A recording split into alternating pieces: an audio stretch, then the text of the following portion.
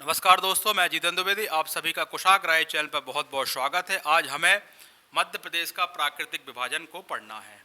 मध्य प्रदेश का प्राकृतिक विभाजन को हम 7 भागों में पढ़ते हैं। मध्य भारत का पठार, बुंदेलखंड का पठार, रीवा पन्ना का पठार, नर्मदा सोन घाटी का पठार, इस प्रकार हम इन 7 को पढ़ते हैं। तो यहाँ इनको पढ़ना क्यों पहले जरूरी है? जब आप पूरी एमपी पढ़ते हैं तो एमपी पढ़ते समय आपको कई बार देखेगा कि काली मिट्टी मालवा के पठार में है। अब आपको मालवा का पठार ही क्लियर नहीं है तो आपको काली मिट्टी भी क्लियर नहीं होगी। कहीं लिखा होता है कि सर्वाधिक वर्षा इस पठार में हो रही है, यहाँ कम वर्षा हो रही है इस पठार में हो रही है। जैसे बुंदेलखंड का पठार है तो आपको क्लियर नहीं हो रहा कि बुंदेलखंड क्षेत्र कौन सा है और कौन कौन से जिले उसके अंतर्गत आ रहे हैं। कहीं लिखा होगा मध्य भारत के पठार, जैसे जड़ुल मृदा कहाँ पाई जाती है। तो ये जब आपको पठार क्लियर नहीं होंगे, यानी वो विभाजन क्लियर नहीं होगा, तो आपको दिक्कत जाएगी। जैसे आप यहाँ आज जैसे पढ़ेंगे हम मध्य भारत का पठार, तो जब पठार पढ़ेंगे तो आपको इसमें जिले क्लियर हो जाएंगे। यहाँ वर्षा कितनी होती है, यहाँ कौन सी फसल है, कौन सी नदियाँ यहाँ से बहती हैं, कौन कौन से जिले आते हैं, कौन कौन सी वनस्पति यहाँ है, कौन कौन से उद्योग हैं, कौन कौन चीज़ें यहाँ पर्यटन के दृष्टिकोण से महत्वपूर्ण है। तब जाके आपको उसका ऐसा मान के चलो कि पूरा जो आपको पढ़ना है उसका आप टेलर के रूप में या पिक्चर जो रिलीज होती है उसके आप छोटे छोटे पोर्शन को पहले ही पढ़ लेते हो। जैसे मिट्टी पढ़ना है आपको, तो मिट्टी पढ़ोगे आप तो उसके पहले ही आपको पता चल जाएगी इस पठार में कौन सी मिट्टी है।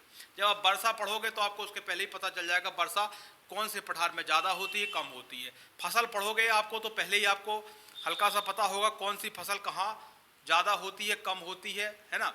जब आप चट्टाने, पर्वत, ये सब पढ़ोगे तो आपको पहले से ही उसके बारे में कुछ थोड़ा बूढ़ा पता होगा ही। यानी आप इन 7 पठारों को पढ़ने के बाद आपको एमपी क्या होगी, अब आज से आसान होगी। तो आज हम इन पठारों को पढ़ेंगे, धीरे धीरे इन 7 पठारों को कंप्लीट करेंगे। इसके बाद जब आप एमपी पढ़ेंगे तो आपको अलग ही इंटरेस्ट बना रहेगा। जैसे आप वन पढ़ोगे, अभी नदियाँ पढ़ोगे, तो आपको पहले ही पता है कि इस पठार से ये रिवर निकली हुई है। ठीक, अभी हम इसको पढ़ाएंगे तो और क्लियर करेंगे। तो आपका हेडिंग डला हुआ है मध्य प्रदेश का प्राकृतिक विभाजन, इसी को हम भौगोलिक विभाजन कहते हैं। कुछ फैक्ट पढ़ने के बाद हम इसका पार्टीशंस देखेंगे कि फिजियोग्राफी मैप ऑफ इंडिया ने इनको 3 भागों में बांटा है, तो हम उसका पूरा स्ट्रक्चर देखेंगे। इसके बाद डायग्राम में, क्योंकि आपको पता है हमारे साथ आप पढ़ रहे हो इसलिए आपको डायग्राम ज़्यादा ही देखने को मिलेंगे। तो हम स्टार्ट करते हैं टॉपिक को। देखिए, मध्य प्रदेश का प्राकृतिक विभाजन या भौगोलिक विभाजन आपका टॉपिक है। इसको हम पढ़ते हैं तो इसमें कुछ जनरल तथ्य पॉइंट आते हैं, पहले उनको भी हम यहाँ डिस्कस कर लेते हैं। मध्य प्रदेश भूवैज्ञानिक दृष्टि से प्राचीनतम गोंडवाना लैंड का हिस्सा है। क्या है, अभी इसको भी क्लियर करते हैं। मध्य प्रदेश भूवैज्ञानिक दृष्टि से भूवैज्ञानिक दृष्टि से गोंडवाना लैंड का हिस्सा है, या दृष्टि से प्राचीनतम गोंडवाना लैंड का हिस्सा है। गोंडवाना लैंड का हिस्सा है। जो पुराना भारत था, शुरुआत में जब अभी आप ज्योग्राफी पढ़ोगे तो वहाँ हिमालय की उत्पत्ति देखते हो आप, तो ऊपर जैसे हिमालय है, नीचे आपका ये भारत था, बीच में से आपका टेथिस सी बहता था। क्या बहता था? Tethys sea. फिर बाद में ऊपर से नदियों द्वारा लाया गया निक्षेपण और यहाँ से नदियों द्वारा लाया गया निक्षेपण से ये उत्तर भारत का मैदान बना है। तो जो पुराना भारत था वो क्या था आपका? ये है, ये हिस्सा है। तो इसमें से कुछ क्षेत्र आपका एमपी का इसमें शामिल होता है। खासकर दक्षिण पूर्व जो एरिया है वो गोंडवाना लैंड के हिस्से के रूप में आता है। तो प्रश्न पूछा जाता है कि मध्य प्रदेश जो है वो गोंडवाना लैंड का हिस्सा है, तो आप उत्तर देंगे हाँ है। ठीक, इसलिए यहाँ लिखा हुआ है कि भूवैज्ञानिक दृष्टि से मध्य प्रदेश गोंडवाना लैंड का हिस्सा है, यानी ये पुराना भूभाग है। ठीक है ना, ज्योग्राफी पढ़ाएंगे तो उसमें और स्पष्ट क्लियर आपको करेंगे। अगला देखना है, मध्य प्रदेश भौगोलिक दृष्टि से प्रायद्वीपीय भारत का ऊपरी भाग है। प्रायद्वीपीय भारत क्या होता है? ये वाला जो भाग है इसका ऊपरी भाग है, क्योंकि एमपी कहाँ है? ये आपका एमपी हुआ। ठीक है ना, और प्रायद्वीपीय भारत का हिस्सा ये माना जाता है, तो प्रायद्वीपीय भारत का ऊपरी हिस्सा है, ठीक। या इसको आप नर्मदा नदी उसकी सीमा मानी जाती थी। तो आप लिखेंगे यहां पॉइंट, क्या क्या लिखेंगे आप, भौगोलिक दृष्टि से, भौगोलिक दृष्टि से मध्य प्रदेश, भौगोलिक दृष्टि से मध्य प्रदेश प्रायद्वीपीय भारत का, प्रायद्वीपीय भारत का ऊपरी भाग है, ऊपरी भाग है, ठीक। तो हमने आपको अभी दिखा दिया है कि ऊपरी भाग है। अब मध्य प्रदेश को उच्च भूमियों का प्रदेश भी कहते हैं, क्योंकि समुद्र से इसकी दूरी, ऊंचाई कितनी है, 300 मीटर है। तो इसको क्या बोला जाता है, मध्य प्रदेश, मध्य प्रदेश उच्च भूमियों का प्रदेश है। क्यों है, तो आप लिखेंगे समुद्र से दूरी कितनी है, समुद्र से ऊंचाई, समुद्र से ऊंचाई 300 मीटर है, इसलिए इसको उच्च भूमियों का प्रदेश भी कहते हैं। क्योंकि समुद्र से औसत ऊंचाई कितनी है इसकी, 300 मीटर औसत ऊंचाई है, ठीक। अब हमें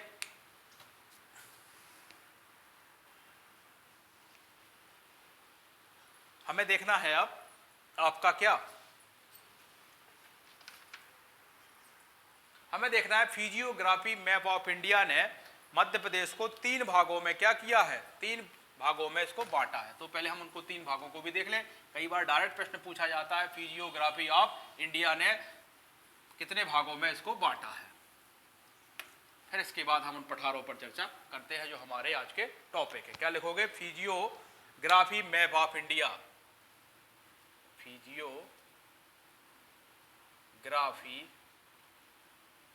physiography map of India,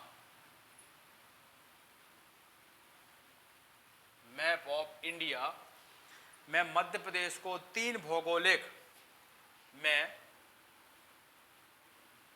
Madhya Pradesh को 3 भौगोलिक प्रक्षेत्रों में बांटा है, प्रक्षेत्रों में बांटा है, ठीक। तो जब भी यहां पूछा जाए कि फिजियोग्राफी ऑफ इंडिया ने मध्य प्रदेश को 3 भौगोलिक प्रक्षेत्रों में बांटा है, तो वो कौन कैसे बांटा है उसको देखें आप।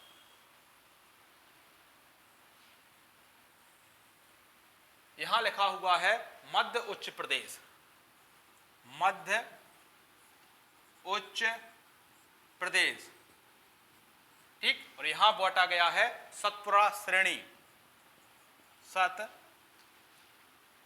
सतपुड़ा श्रेणी।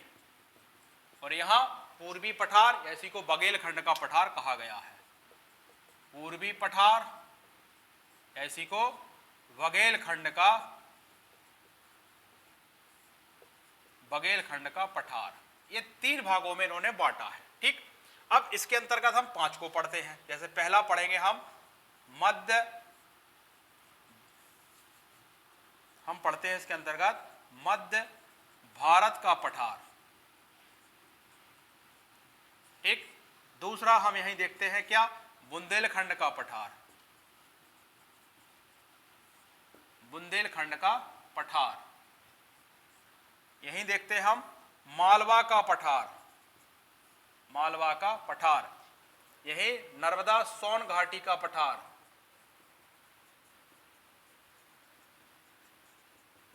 और 5वां हम यहां देखते हैं रीवा पन्ना का पठार, रीवा पन्ना का पठार, ठीक।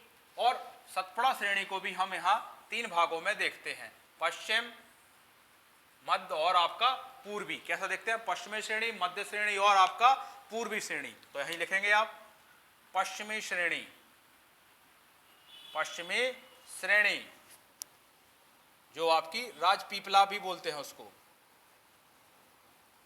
राजपीपला की श्रेणी, राजपीपला, अभी हम इसको क्लियर करेंगे जब इसको इस टॉपिक पर होंगे। फिर है मध्य श्रेणी। मध्य श्रेणी में हम देखते हैं महादेव। पूर्वी श्रेणी, यहां हम देखते हैं मैकाल श्रेणी को, या मैकाल, ठीक है ना, मैकाल श्रेणी को हम यहां देखते हैं। तो चाहो तो यहां भी आप श्रेणी लिख लो, महादेव श्रेणी, राजपीपला की श्रेणी और आपकी मैकाल श्रेणी, और पूर्वी बघेलखंड और या बघेलखंड का पठार भी हम देखते हैं। तो कुल मिला के हम कैसे देखते हैं, 7, 5 ये हो गई, 6 ये हो गया और 7 ये हो गए। इस प्रकार हम 7 भागों में मध्य प्रदेश का डिवीजन पढ़ते हैं। अब पहले तो हम एक 7 बार का जो 7 पठार है उनको एक मानचित्र में क्या कर दे रहे हैं, क्लियर कर दे रहे हैं, फिर हम एक एक करके सबको पढ़ते हैं।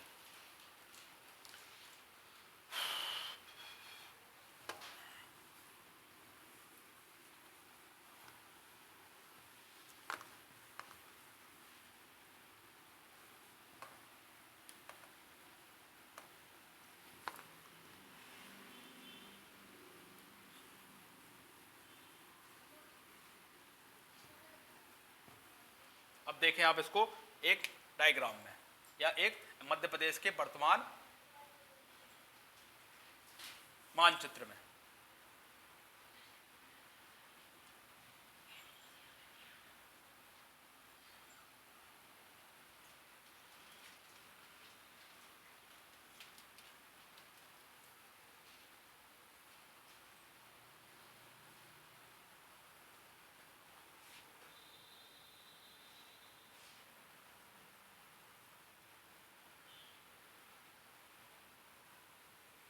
ये देखे आपने मध्य प्रदेश। अब इसमें जो 7 पठार हैं, जैसे ये हुआ आपका क्या, ये हुआ आपका मध्य भारत का पठार, मध्य भारत का पठार 68% में ये फैला हुआ है और ये इसकी रेंज है। ठीक, इसके बाद ये वाला जो पठार है आपका कौन सा, बुंदेलखंड का पठार जो होता है वो आपका यहां से, और ये वाला हिस्सा, इसको चाहो तो आप इस टाइप से भी ड्रॉ करेंगे। ये कौन सा है, ये हुआ आपका बुंदेलखंड का पठार, ये हुआ बुंदेलखंड का पठार। और बुंदेलखंड का पठार जो है 7.7% है। ठीक, अब आप देखिए यहां से ये वाला हिस्सा कौन सा है, ये है मालवा का पठार, मालवा का पठार सबसे बड़ा पठार यही है, 28% है मध्य प्रदेश के पश्चिम में। अब यहां वाला देखिए आप, ये है नर्मदा सोन वाला पठार, और इसके पहले आप यहां रीवा पन्ना का पठार भी क्या करें, क्लियर करें। तो रीवा पन्ना का पठार इस तरीके से है, ये कौन सा है, रीवा पन्ना का पठार। ठीक, ये हो गया रीवा पन्ना का पठार जो आपका 10.38% है। ठीक, अब यहां देखना है हमें पूर्वी पठार यानी बघेलखंड का पठार। तो ये जो हिस्सा है, जो ये हिस्सा है, ठीक है, ये कौन सा हो गया, नर्मदा घाटी, इसी को बोलते हैं नर्मदा सोन घाटी का पठार। तो ये हो गया नर्मदा घाटी, और ये 26% है।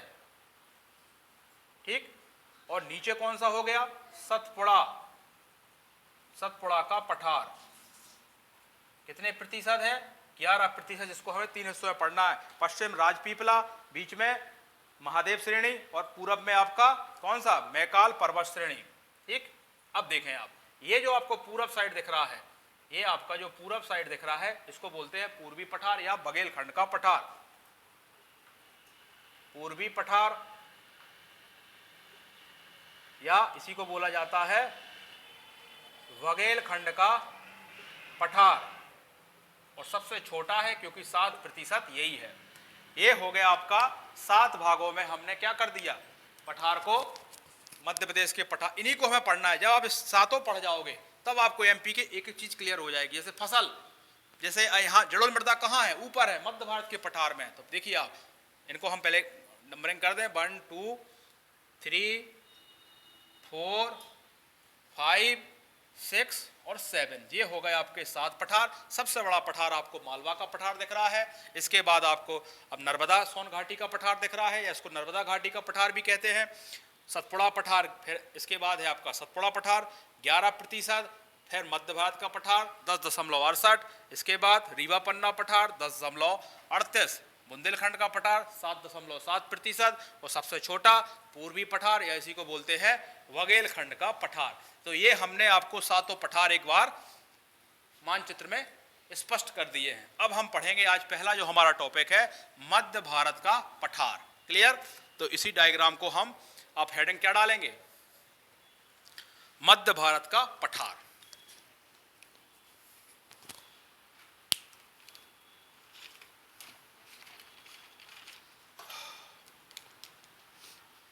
तो हम सबको मिटा देते हैं, केवल मध्य भारत का पठार ही आपको दिखाते हैं यहां।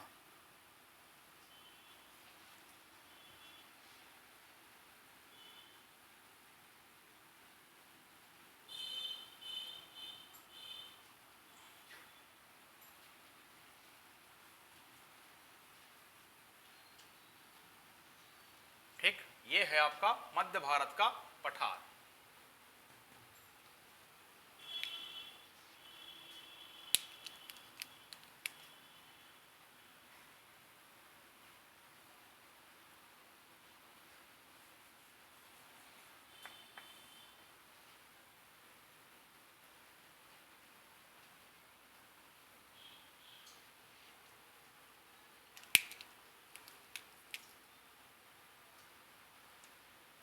ये है आपका मध्य भारत का पठार। और हेडिंग क्या डालोगे आप? मध्य भारत का पठार। ठीक, और कितने प्रतिशत क्षेत्रफल में फैला है? 10.68% में। या इसी को हम क्या लिखेंगे? इसी को हम लिखेंगे 32,896, 32,896 वर्ग किलोमीटर भी इसको हम कह सकते हैं। ठीक, यही है आपका मध्य भारत का पठार। तो पहले तो आप लोग नोट्स बनाते समय एक मानचित्र बनाएं, मानचित्र में मध्य भारत के पठार को बताएं, और हम इसको फिर पढ़ेंगे क्या, पॉइंटों में पढ़ेंगे। जैसे सबसे पहले हम क्या देखेंगे, इसमें इसकी स्थिति देखेंगे कि ये देशांतर, उत्तरी अक्षांश और पूर्वी देशांतर किन के मध्य है, यानी इसकी लोकेशन को हम पहले अक्षांश देशांतर में देखेंगे। इसके बाद हम क्या देखेंगे, मध्य प्रदेश के, जैसे मान लो आप अक्षांश देशांतर भूलते हैं तो आप जनरली बताएंगे कि मध्य प्रदेश में कहाँ पड़ता है। तो मध्य प्रदेश के, ये आपको कहाँ दिख रहा है? उत्तर और पूरब। तो मध्य प्रदेश के कहाँ देखने को मिल रहा है? ये मध्य प्रदेश के उत्तर व उत्तर पश्चिम। ये कहाँ देखने को मिल रहा है? उत्तर व उत्तर पश्चिम। तो आप लिख सकते हैं मध्य प्रदेश के उत्तर में है या मध्य प्रदेश के उत्तर व पश्चिम में है। ठीक, पहले तो हम इसको, अब किस फॉर्मेट में हम इसको पढ़ना है उसको हम लिखना प्रारंभ कर दें। तो सबसे पहले डालें आप स्थिति, ये कहाँ लोकेटेड है?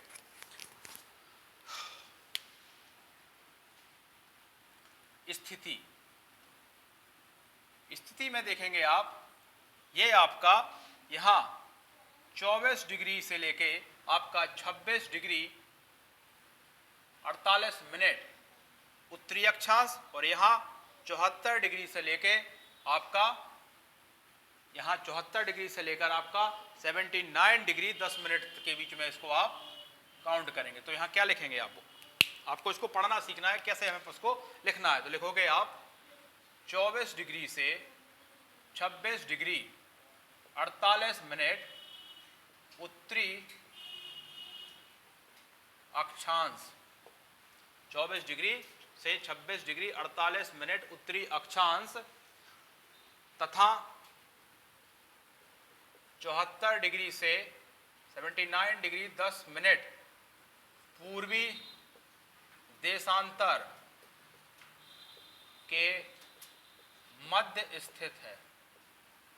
ठीक, क्लियर हुआ आपको? यहां तक के बीच में ये क्या है? स्थित है अक्षांशर देशांतर के बीच में। अब यदि आपको ये चीजें याद नहीं रहती, हम इसको यहां रख कर ले रहे हैं क्योंकि हमें आपको केवल ये भर दिखाना है आज मानचित्र में। ठीक है, यहां हमें लिखने के हिसाब से सुविधा रहेगी थोड़ी। अब हमें क्या देखना है इसके बाद? मान लो आपको अक्षांश देशांतर वहां स्लिप होते हैं। और मध्य प्रदेश में ये कहाँ स्थित है, तो आप चाहो तो इसको या करके क्या लिख सकते हो, मध्य भारत का पठार मध्य प्रदेश के उत्तर व उत्तर पश्चिम में स्थित है। क्या लिखोगे, मध्य भारत का पठार मध्य प्रदेश के उत्तर व उत्तर पश्चिम में स्थित है, पश्चिम में स्थित है। ठीक, ये आपको मान लो ये भूलते हो आप। अच्छा, कई बार होता है कि इसकी पूर्वी सीमा कहाँ है, पश्चिमी सीमा क्या है, तो वो भी आपको स्पष्ट यहां कर दे रहा है। जैसे देखो आप इसको और या और किस तरीके से इसको आप लिख सकते हो, पूर्वी सीमा। आप पूरा मेंस तक एमपी में लिख सकते हो हमारे साथ, यदि आप लगातार बने रहते हैं। पश्चिमी सीमा, ये हो गए पश्चिमी सीमा। फिर इसकी दक्षिणी सीमा, और दक्षिणी सीमा के बाद उत्तरी सीमा। तो अब देखें, आप मानचित्र बना है, आप अब यहां देखिए, इसके पूरब में क्या है, बुंदेलखंड का पठार है, क्योंकि ये अभी हमने क्या बताया था, बुंदेलखंड का पठार है। तो आप लिखें पूर्वी सीमा क्या है इसकी, बुंदेलखंड का पठार। ठीक, पश्चिमी सीमा क्या है, इसके पश्चिम में क्या है, राजस्थान राज्य है, तो लिखें आप राजस्थान राज्य, राजस्थान राज्य। दक्षिण में क्या दिख रहा है, इसके दक्षिण में क्या है, ये क्या है दक्षिण में, मालवा का पठार, मालवा का पठार। उत्तर में क्या है इसके, उत्तर में आपको, यदि आपको इंडिया का मैप याद हो तो ऊपर क्या दिख रहा है आपको, यमुना का मैदान, यमुना का मैदान। एक ये हो गया इसकी स्थिति, आप जैसे चाहो वैसे अंकित कर सकते हो। यदि आपको अक्षांश देशांतर याद होते हैं तो अच्छी बात है, नहीं होते हैं तो आप केवल इतना ही लिखें, मध्य प्रदेश के उत्तर व उत्तर पश्चिम में, या पूर्वी सीमा, पश्चिमी सीमा, दक्षिणी सीमा, उत्तरी सीमा भी आप स्पष्ट कर सकते हैं। कई बार पूछा जाता है इसका ढाल क्या है, तो इसका ढाल उत्तर व उत्तर पूर्व की ओर है, वो भी आप यहां लिख लें। इसका ढाल इसका ढाल उत्तर व उत्तर पूर्वी है। कैसे हमने बता पाया, अभी आपको यहां से चंबल वगैरह जो रिवर होंगी वो उत्तर की तरफ बहेंगी, उत्तर के बाद उत्तर पूर्वी की तरफ रहेंगी, इसलिए इसका ढाल उत्तर व उत्तर पूर्वी की तरफ है। और लिखें इसमें एक आप, इसका जल बहाव अधिकतर चंबल व उसकी सहायक नदियों द्वारा होता है। इसका जल बहाव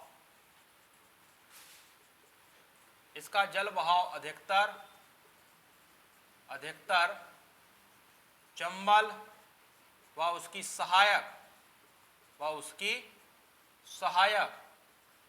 नदियों द्वारा होता है। ठीक, ये भी आप यहां स्क्रीनशॉट ले लें। अब हम इसमें देखते हैं इसका क्षेत्रफल, इसका निर्माण कैसे हुआ इस पूरे का, और यहां कौन कौन से जिले संबंधित हैं।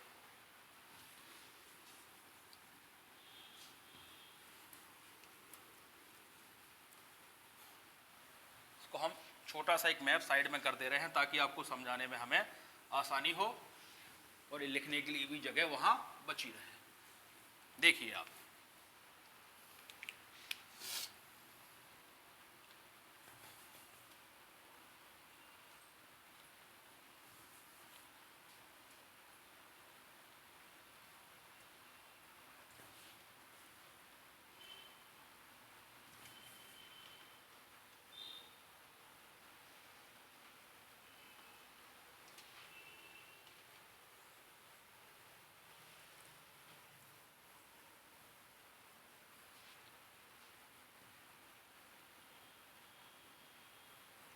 ठीक, आपको देखना है यहां, ये जो क्षेत्र है यही क्या है आपका मध्य पठार है, 10.68%।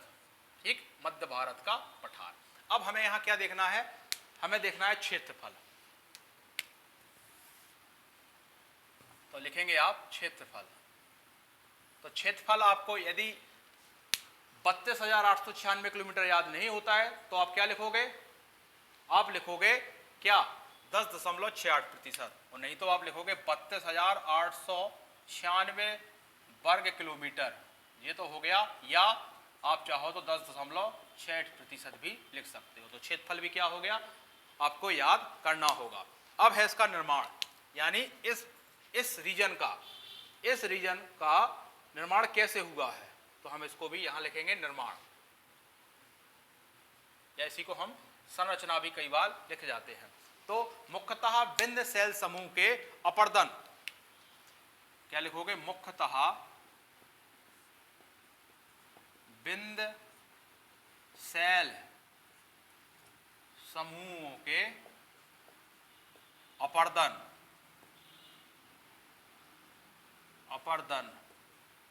अपर्दन से तथा नदियों के निक्षेपों से हुआ है, तथा नदियों के निक्षेपों से हुआ है। ठीक, जो नदियां अपने साथ अवसाद लाती हैं, निक्षेपों से हुआ है। अब निर्माण हो गया। अब हमें संबंधित प्रमुख जिले, यानी हमें जिले देखना है। ठीक है, हमें अब क्या देखना है, जिले, कौन कौन से जिले मध्य भारत के पठार से संबंधित हैं या उसके आते हैं।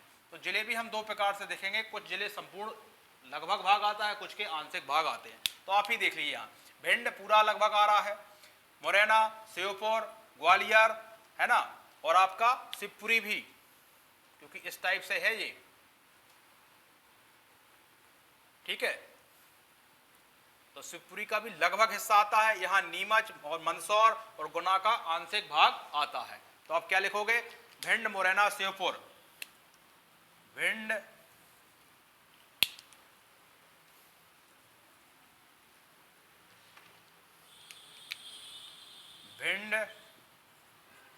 मुरैना, श्योपुर, ग्वालियर, है ना, ग्वालियर के बाद शिवपुरी,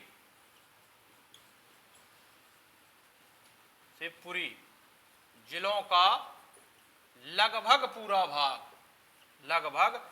पूरा भाग, ठीक है। वहीं नीमच, मंदसौर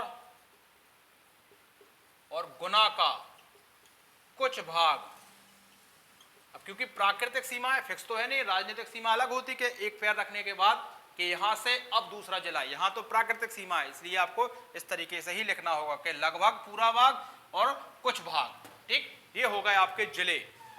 ठीक, अब लिखना है हमें यहाँ की जलवायु कैसी है। यहाँ की जलवायु मतलब मध्य भारत पठार, ये जो मध्य भारत पठार है इसकी जलवायु क्या है, तो अगली हेडिंग डालेंगे आप लोग, जलवायु। पूरा पठार पढ़ने के बाद जब सातों पठारों की आप जलवायु, कृषि, मिट्टी, नदियां, ये सब जान जाओगे तो आपको एमपी पढ़ने में बहुत आसानी होगी। क्या लिखोगे आप, जलवायु।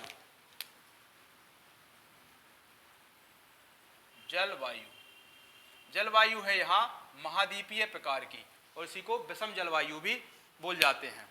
तो क्या लिखेंगे, महाद्वीपीय प्रकार की। अब महाद्वीपीय प्रकार की जलवायु क्या होती है, गर्मियों में अधिक गर्म और ठंड में अत्यधिक ठंड। बाकी यदि वैश्विक स्तर पर देखा जाए तो ठंड तो वहां इतनी ज्यादा होती है कि पेड़ों पर बर्फ जम जाती है, जबकि गर्मी सामान्यतः मध्यम होती है। जबकि यहाँ देखा जाए एमपी के संदर्भ में तो यहाँ गर्मी में भी अत्यधिक गर्म और सर्दी में भी अत्यधिक सर्द। तो लिखोगे आप, इस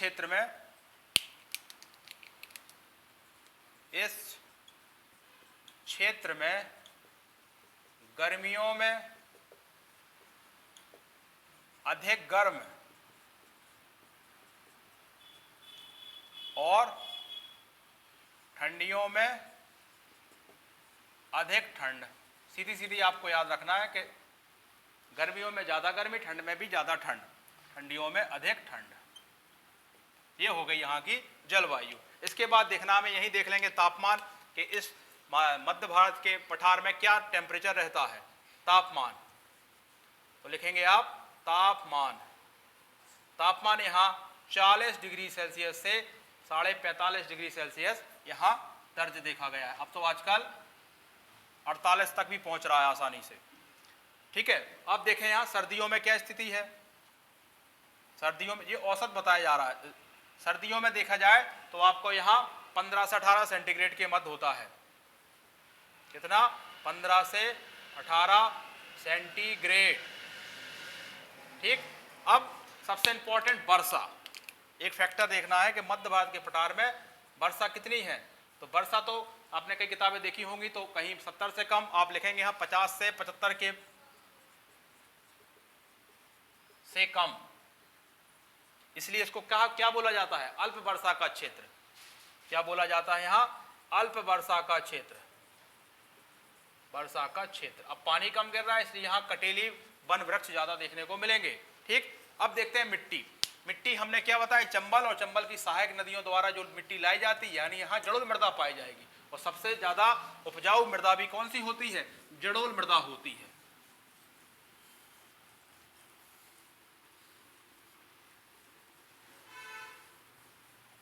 क्या लिखोगे आप? मिट्टी। देखो आप मिट्टी भी सीख गए, वर्षा भी पता है, तापमान भी पता है, जलवायु भी पता है, जिले भी पता है आपको, और क्षेत्रफल भी पता है। यानी पूरा पठार के साथ साथ आपको इन जिलों की पूरी ज्योग्राफी पता हो रही है धीरे धीरे। क्या लिखोगे आप यहाँ? मिट्टी। मिट्टी कौन सी है यहाँ? जड़ोल व कछारी। जड़ोल व कछारी। जड़ोल व कछारी क्यों है? क्योंकि चंबल और उसकी सहायक नदियों द्वारा लाई गई मृदा है। क्योंकि अभी हम आपको सिंधु सभ्यता पढ़ा रहे हैं, तब भी हमने वहां बताया था सिंधु और सिंधु की सहायक नदियों द्वारा ही सिंधु सभ्यता में या सिंधु वाले क्षेत्र में जड़ोल मृदा होती थी। तो वो वहां भी हमने अभी हिस्ट्री के टॉपिक में भी चर्चा की है। और यहाँ भी आप देख रहे हो कि चंबल और उसकी सहायक नदियों द्वारा जो मिट्टी लाई जा रही है उसी से जड़ोल मृदा बनती है। इसी को एलोवियल सॉइल भी कहा जाता है और सबसे उपजाऊ सॉइल यही होती है, उदासीन मृदा है। अब हमें देखना है यहाँ कौन कौन सी नदियां बहती हैं, कहाँ? इस रीजन से कौन कौन सी नदियां, इस रीजन का मतलब इस पठार से कौन कौन सी नदियां बहती हैं। तो आप डालेंगे हेडिंग नदियां।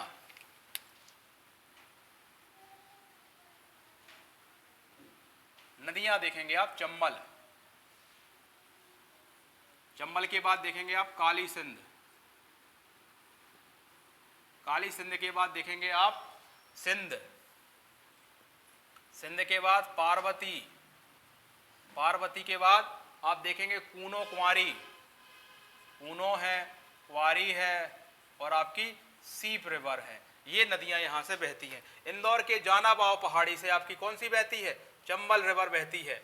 ये आपकी चंबल इस तरीके से बहती है और फिर यहाँ इस किनारे से होते हुए यहाँ आपकी यमुना में मिल जाती है। तो इंदौर के या जानापाव पहाड़ी मऊ इंदौर में। इसके बाद तो ये कहाँ से निकली है? जानापाव पहाड़ी महू इंदौर।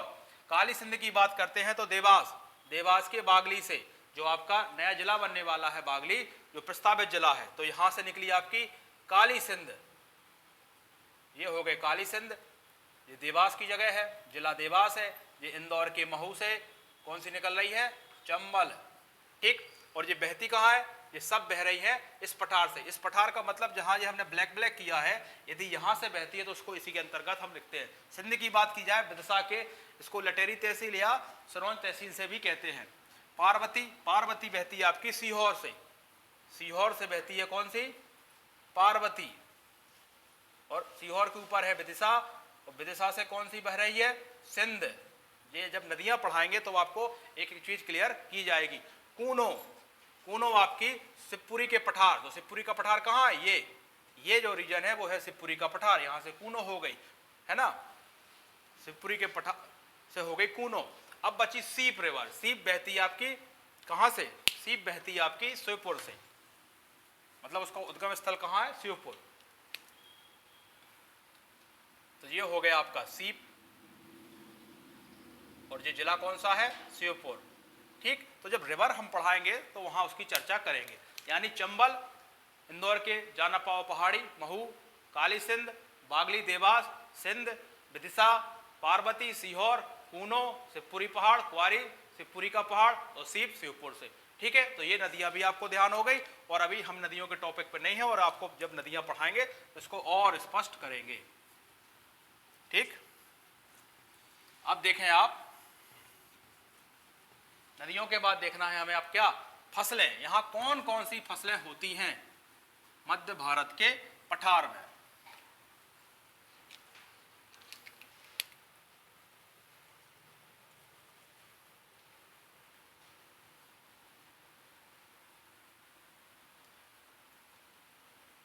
ठीक, ये आपका मध्य भारत का पठार जो भी हम आपसे डिस्कस कर रहे हैं।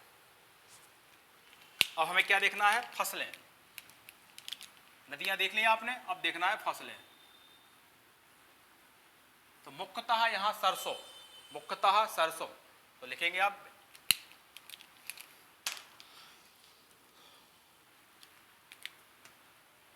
मुख्यतः सरसों। तो अन्य में आप लिखेंगे गेहूं, गन्ना, अन्य में लिखेंगे गेहूं, गन्ना और ज्वार। ये हो गई फसलें। फसलें के बाद लिखेंगे सिंचाई। सिंचाई का क्या हिसाब किताब है यहाँ? तो आप देख रहे हैं कि नदियां काफ़ी बह रही हैं, उसकी सहायक बह रही, तो यहाँ कैसे होगा सिंचाई?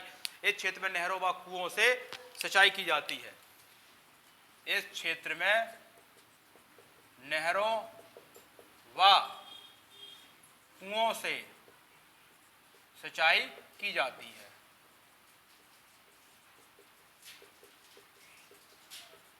ये हो गई सिंचाई आपकी। अब हमें देखना है वनस्पति। तो अगला हेडिंग डालेंगे आप वनस्पति। देखिए आप सब फसल भी समझ गए, रिवर भी देख ली, सिंचाई भी देख ली, वनस्पति देख ली, यानी जब सातों पठार आप क्लियर होंगे तो आपको एमपी बहुत आसान हो जाती है। यहां से क्या लिखेंगे? इन भागों में वन्य प्रदेश 20 से 27% भूमि मिलती है। क्या लिखोगे आप? इन भागों में वन्य प्रदेश 20 से 27% भूमि मिलती है। यानी वन क्षेत्र कितना है यहाँ? 20 से 27% मान लें आप। और यहाँ कटीले वन वृक्ष मिलते हैं, वजह क्योंकि 50 से 75 सेंटीमीटर से कम वर्षा होती। यहाँ कौन से वृक्ष पाए जा रहे हैं? कटीले वन वृक्ष ज्यादा होंगे।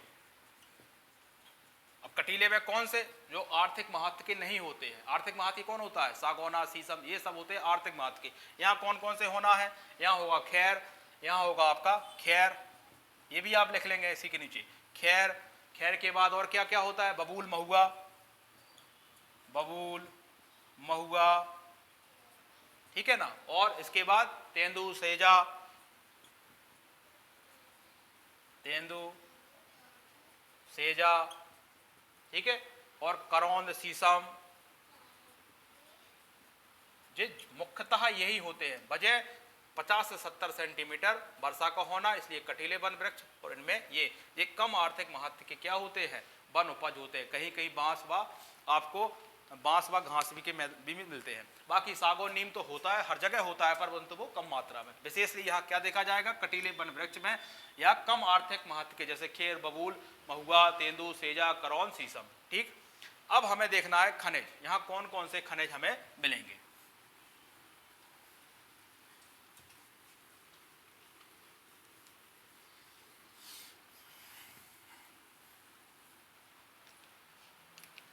लिखेंगे आप खनिज।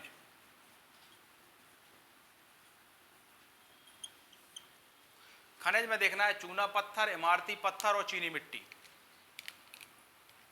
क्या क्या मिलते हैं? चूना पत्थर, दूसरा इमारती पत्थर और तीसरा चीनी मिट्टी। अब जो हमें वन, फसल और खनिज मिलेंगे उसी से उद्योग डिपेंड होंगे, ठीक है ना। चीनी मिट्टी, ये हो गए हैं यहाँ के खनिज। खनिज के बाद हम पढ़ते हैं उद्योग। तो देखिए उद्योग किस पर डिपेंड है? खनिज पर, वन पर और यहाँ की फसलों पर। तो देखेंगे यहाँ, अब चीनी मिट्टी है यहाँ, तो यहाँ सबसे ज्यादा देखने को क्या मिलेगा आपको? कुटीर उद्योगों का क्षेत्र में क्या है? बहुलता है। तो पहला पॉइंट यही लिखेंगे। क्या लिखेंगे आप यहाँ? कुटीर उद्योगों की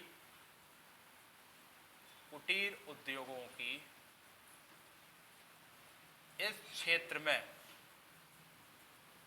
बाहुलता है। ठीक, और क्या है यहाँ? यहाँ हैंडलूम, खिलौने, आपको चीनी मिट्टी पर ध्यान रखना है। तो क्या मिले, क्या क्या है यहाँ, हैंडलूम, खिलौने, हैंडलूम, खिलौने, चीनी मिट्टी का सामान इत्यादि, चीनी मिट्टी का सामान आदि। ठीक। और देखें उद्योग में क्या है, यहाँ सूती कपड़ा उद्योग भी है ग्वालियर में, सूती कपड़ा उद्योग कहाँ है, ग्वालियर। अब यहाँ हमने गन्ने की फसल भी, गन्ने की भी आपको फसल बताई है, तो यहाँ शक्कर उद्योग भी होगा, लिखें शक्कर उद्योग, शक्कर उद्योग। शक्कर उद्योग दो जगह है आपका, डबरा ग्वालियर और कैलारस मुरैना। तो डबरा ग्वालियर में है और कैलारस आपका मुरैना। ठीक, आपका मुरैना। जब हम उद्योग पढ़ाएंगे एमपी के तब इनकी चर्चा भी वहां करेंगे। और अभी तो केवल आप जाने कि शक्कर, क्योंकि गन्ना यहाँ ज़्यादा होता है, इसलिए आपको शुगर फैक्ट्री भी कहाँ देखने को मिलेगी, इसी क्षेत्र में देखने को मिलेगी।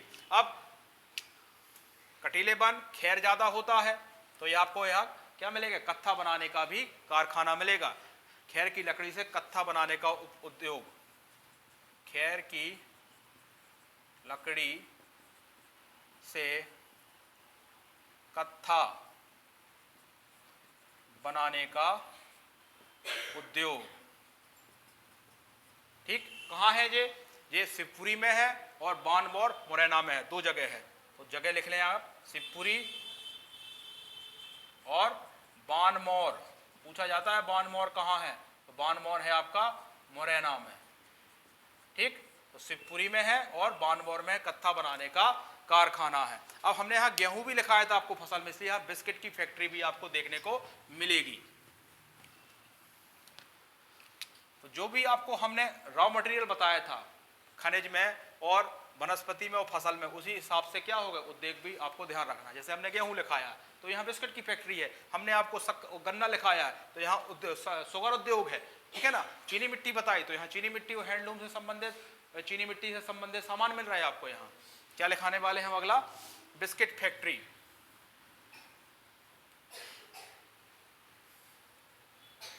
बिस्किट फैक्ट्री कहाँ है, ग्वालियर में है। ठीक, और सीमेंट है, चूना पत्थर मिल रहा है, तो सीमेंट फैक्ट्री भी क्या होगी आपको देखने को मिलेगी, सीमेंट फैक्ट्री। ये कहाँ है, सीमेंट फैक्ट्री आपकी बानमौर। बानमौर कहाँ पड़ता है, मुरैना जिले में। ये जरूर ध्यान रखना है, पूछा जाता है बानमौर, फिर आपको क्लियर नहीं होता किस जिले में है। ठीक, अब हमें देखना है यहाँ पर्यटन व धार्मिक, क्या घूमने लायक जगह है मध्य भारत के पठार में। ये तो हमने आपको उद्योग भी क्लियर कर दिए। उद्योग को कैसे ध्यान रखेंगे, यहाँ की वनस्पति, फसल और खनिज आपको याद है तो आपको उद्योग भी आसानी से याद हो जाएंगे।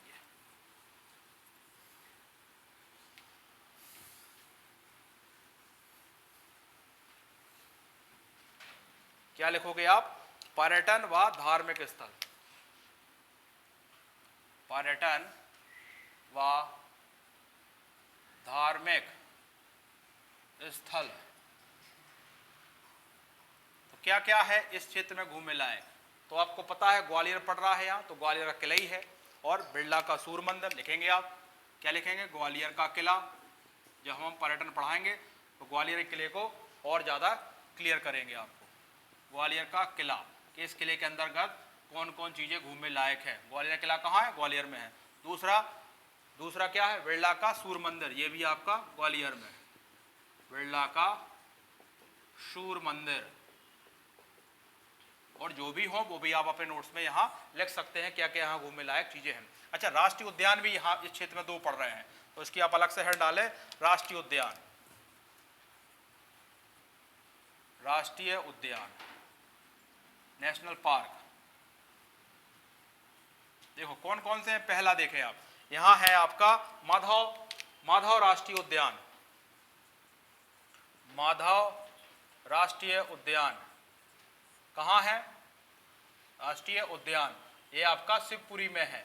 और इसके लिए आपको अभी करंट में भी ध्यान रखना है, यहाँ बाघ नहीं थे, जबकि इसी 10 मार्च को माधवराव सिंधिया के जन्मदिन पर शिवराज सिंह का दौरा है और साथ में ज्योतिराव सिंधिया रहेंगे और यहाँ 5 बाघ छोड़े जाएंगे इसमें शिवपुरी में। तो ये आपको करण के दृष्टिकोण से भी इंपॉर्टेंट है क्योंकि माधव राष्ट्रीय उद्यान में बाघ नहीं थे। 1996 में अंतिम बाघ देखा गया तो उसके बाद यहाँ से बाघ नहीं है। 1958 में स्थापना हुई है। जब हम इसको वन्य जीवों में पढ़ाएं और नेशनल पार्क में पढ़ाएंगे तो और डिटेल चर्चा करेंगे। फिलहाल करंट में ध्यान रखेंगे आप कि हाँ बाघ छोड़े जाने वाले हैं यदि सब सही रहा। कब? इसी 10 मार्च को, 10 या 5 मार्च को देख लेना आप करंट में। इसके बाद एक नेशनल पार्क यहाँ है, कूनो नेशनल पार्क, कूनो राष्ट्रीय उद्यान। ये कहाँ है आपके? ये कूनो राष्ट्रीय उद्यान कहाँ पड़ना है आपका? श्योपुर में है। और आपको याद हो इसी कूनो राष्ट्रीय उद्यान में नामीबिया से जो चीते आए हैं वो यही छोड़े गए, इसलिए मध्य प्रदेश को चीता प्रदेश भी कहा गया है। ठीक, ये हो गए 2 राष्ट्रीय उद्यान। इसके बाद हमें कुछ यहाँ विशेष लिखना है, 1-2 पॉइंट विशेष, यानी मध्य भारत के पठार में कुछ चीजें हमें यहाँ विशेष में लिखना है। जैसे यहाँ सरसों की हांडी भी कहा जाता है, किसको? इसी मध्य भारत के पठार को सरसों की हांडी। तो विशेष लिखे आप हेडिंग, और कुछ पॉइंट्स विशेष में यहाँ लिखना है। जैसे पहला, मध्य भारत के पठार को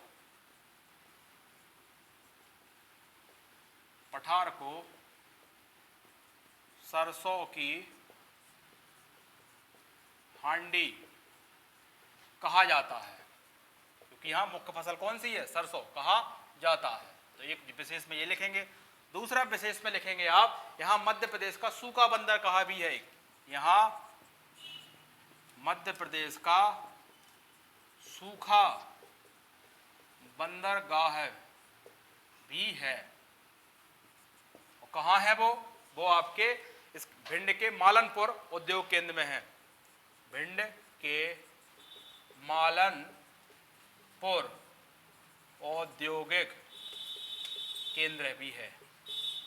ठीक है, तो आपको ये भी ध्यान रखना है, भिंड में एक सूखा बंदरगाह भी देखने को आपको मिलता है, ड्राई फूड।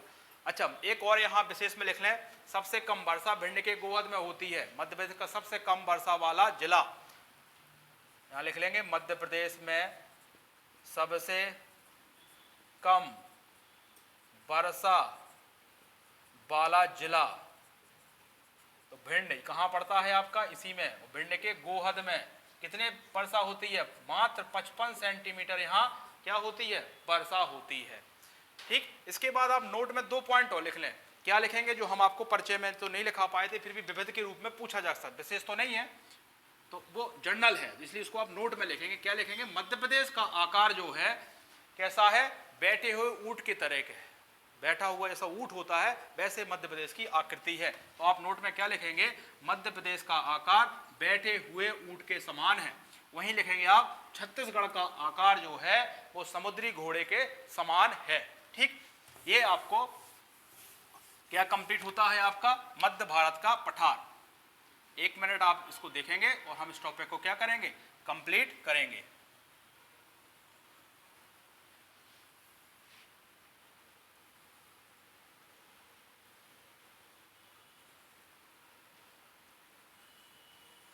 देखिए, हमें क्या देखना है?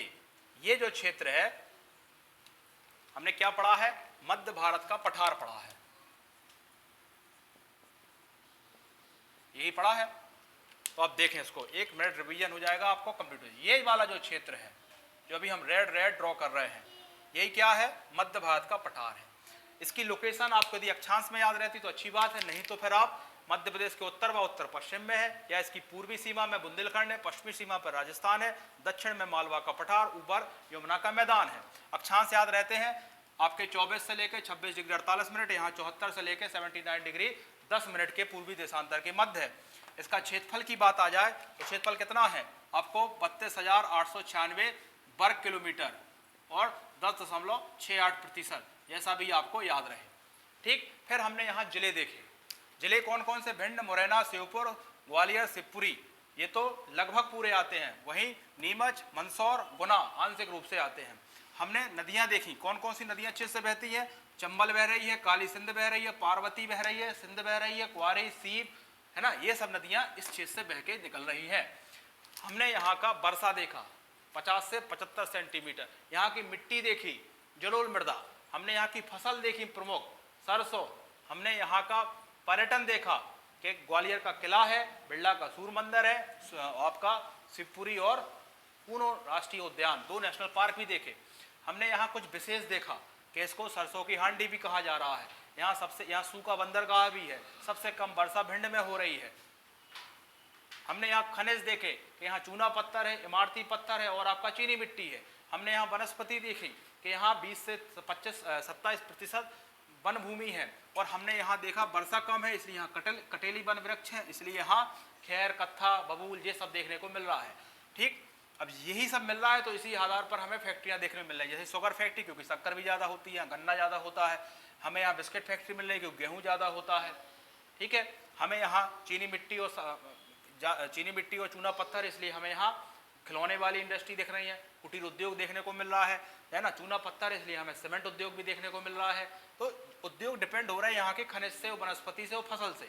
ठीक, तो ये सब चीज़ें हमें यहाँ से देखने को मिल रही हैं। वर्षा देखा हमने, खनिज देखा हमने, यहाँ सिंचाई भी देखी, यहाँ की जलवायु देखा, तापमान देखा, यानी हमें मध्य भारत के पठार की बहुत सारी भौगोलिक स्थितियाँ पता चल गई हैं।